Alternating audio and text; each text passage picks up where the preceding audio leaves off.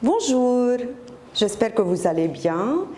Aujourd'hui, nous allons continuer notre travail déjà entamé la dernière fois. Je vous rappelle, mes chers élèves, que la dernière fois, on a déjà entamé le texte La Muse de Victor Hugo. Nous avons travaillé le premier paragraphe. Aujourd'hui, nous allons continuer l'explication de ce texte, le deuxième paragraphe, parce que, comme je vous l'ai déjà dit, c'est un texte extrêmement important. Et à travers ce paragraphe, je vais vous faire le rappel de plusieurs notions concernant le texte argumentatif. Alors, je vais continuer la lecture. Prenez garde. Vous qui tracez de ces cercles autour du poète, vous le mettez hors de l'ombre. La fois dernière, nous avons parlé du poète, nous avons parlé de la muse, qui est la source inspiratrice du poète, et nous avons travaillé dans le premier paragraphe la différence entre le concept de Victor Hugo concernant le poète engagé et le concept des poètes qui sont non engagés, qui prônent l'art parnassien et qui cherchent la gratuité, tout simplement la beauté dans l'art. Alors ici, Victor Hugo, après avoir répondu aux interrogations adressées à ses opposants, il s'adresse directement à eux maintenant. Donc ici, prenez garde, l'emploi de mode impératif. Mode impératif, c'est une forme directe à travers laquelle Victor Hugo s'adresse à ses adversaires. Prenez garde, ici c'est un présent de l'impératif. Sans doute, il a une valeur. Ici, il adresse sous forme d'une mise en garde à ses opposants. Il attire leur attention. Il leur dit « Attention à ce que vous dites, à ce que vous pensez ». Donc, prenez garde a une valeur de mise en garde. La valeur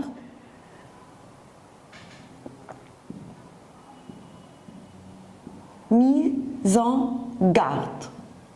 Non, attention, ce que vous faites n'est pas le bon choix. Prenez garde, vous qui tracez de ces cercles autour du poète. Vous tracez de ces cercles autour du poète, sans doute c'est une expression figurée ici. On ne trace pas de cercle autour du poète. Là, les cercles connotent plutôt les conditions que le poète non engagé doit respecter. Ici, les cercles connotent les contraintes, si vous voulez, pour que ce poète non engagé puisse produire un poème. Pourquoi? Parce que le poète non engagé s'intéresse beaucoup plus à la forme qu'au fond. Ce qu'il cherche, c'est la musicalité, le rythme, les images, les rimes et non pas le fond. Donc, il travaille la forme indépendamment du contenu. Il trouve que le fait de tracer ces cercles, ces contraintes autour du poète, vous le mettez hors de l'homme. Donc, ici, vous le mettez hors de l'homme, c'est une question de déshumanisation.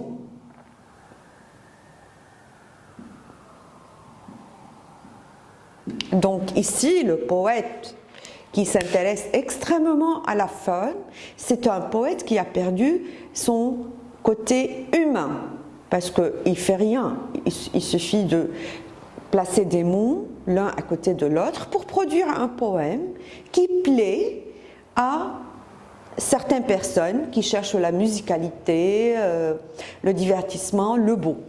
Alors, voilà ici, à travers cette phrase, Victor Hugo a adressé, si vous voulez, entre guillemets, un avertissement, si vous voulez, à ces poètes-là, en disant que vous faites un choix erroné. Ce n'est pas la bonne voie à suivre en écrivant un poème. Que le poète soit hors de l'homme par un côté, par les ailes, par le vol immense, par la brusque disparition possible dans les profondeurs, cela est bien, cela doit être, mais à la condition de la réapparition. Je vais bien m'attarder sur cette phrase et voir comment Victor Hugo a fait, si vous voulez, une concession avec ses adversaires. Là, il est parti en disant que vous déshumanisez ce poète.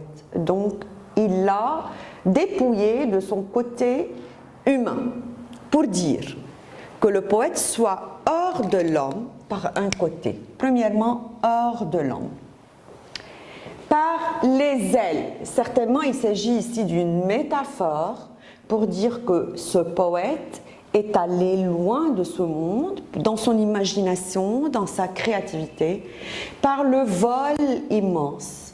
Parce qu'il s'est comparé là à un oiseau qui s'envole dans les cieux, si vous voulez, pour vivre dans son monde imaginaire et en pleine créativité. Par la brusque disparition.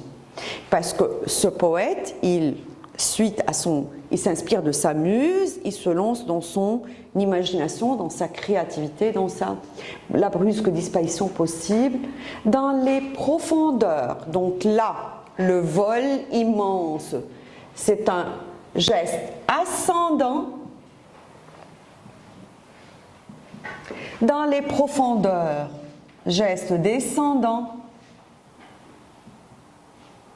Donc là, le poète s'est libéré des limites du monde. Il peut aller vers le haut, il peut aller vers le bas. Pour son art, il fait tout ce qui est possible. Il donne son point de vue maintenant. Cela est bien. Donc, expression modalisatrice.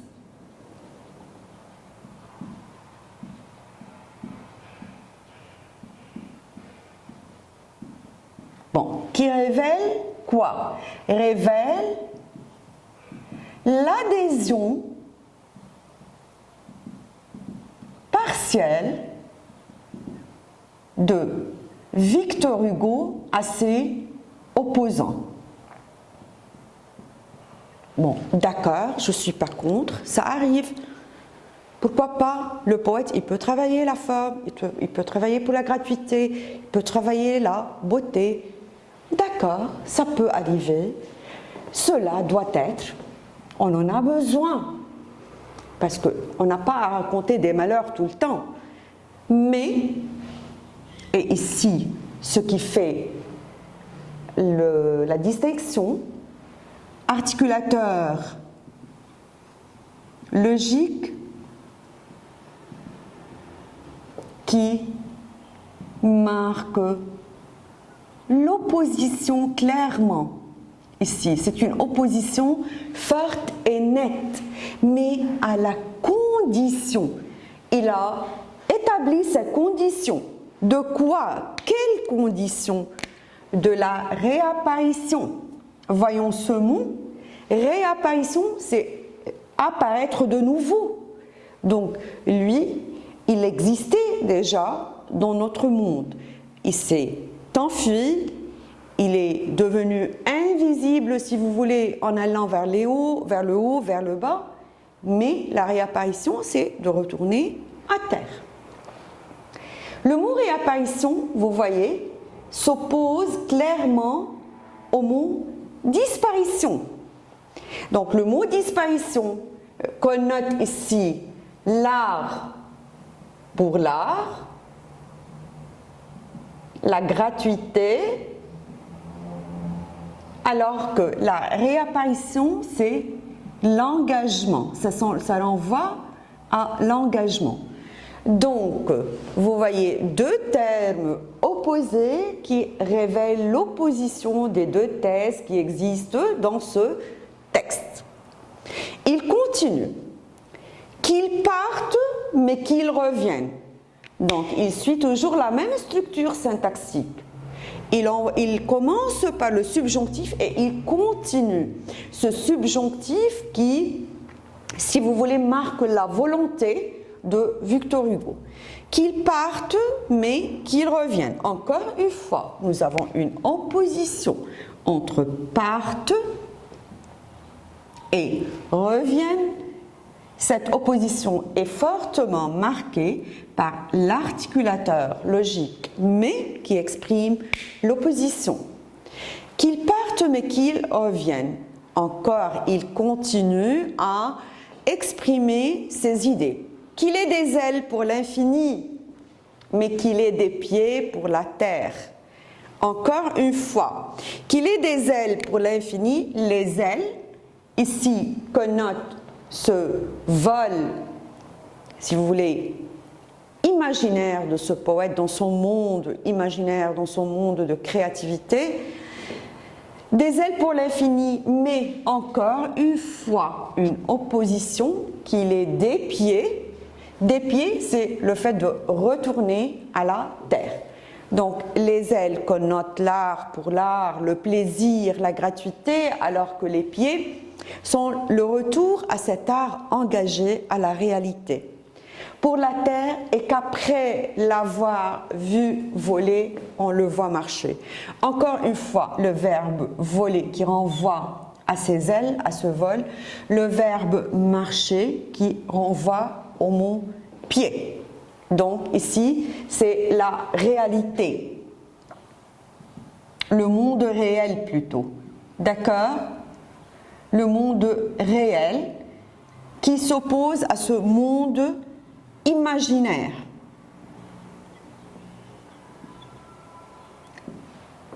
Qu'il rentre dans l'homme après en être sorti.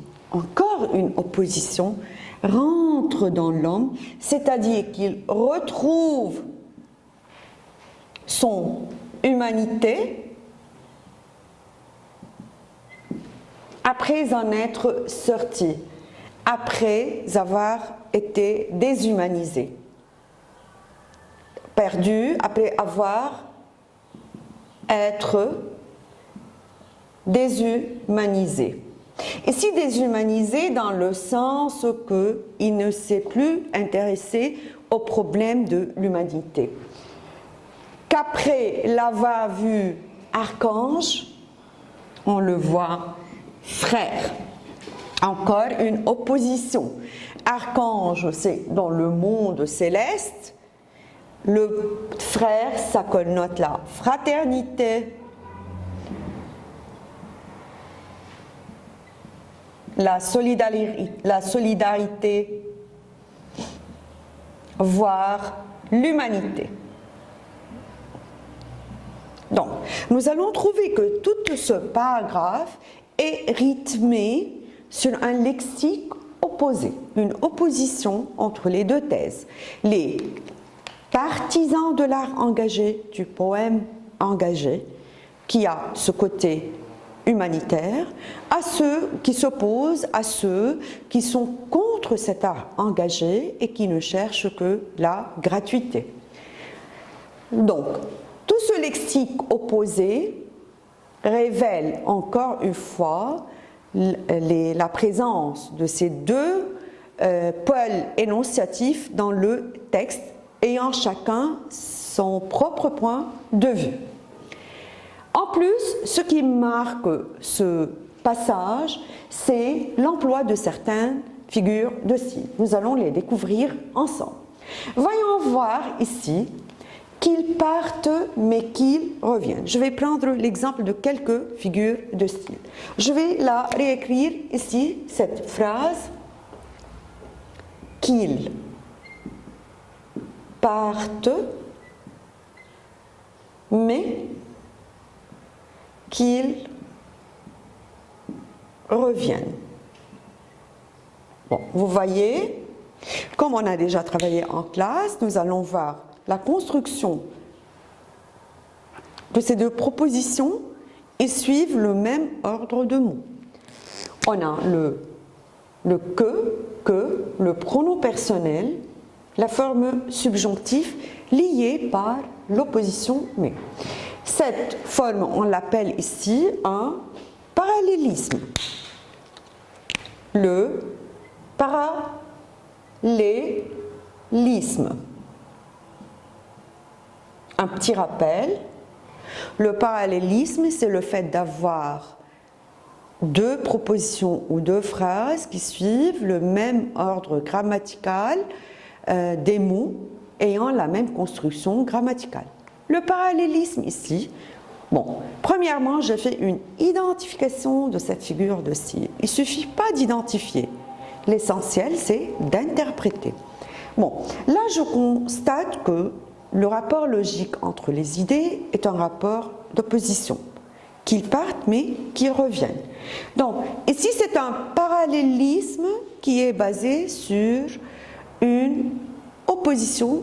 Pour cela, nous allons parler d'un parallélisme antithétique. Donc, il s'agit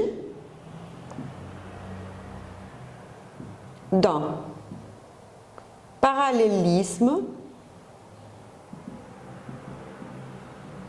antithétique, opposé, qui oppose deux idées. Je dois expliquer davantage. Cette figure de style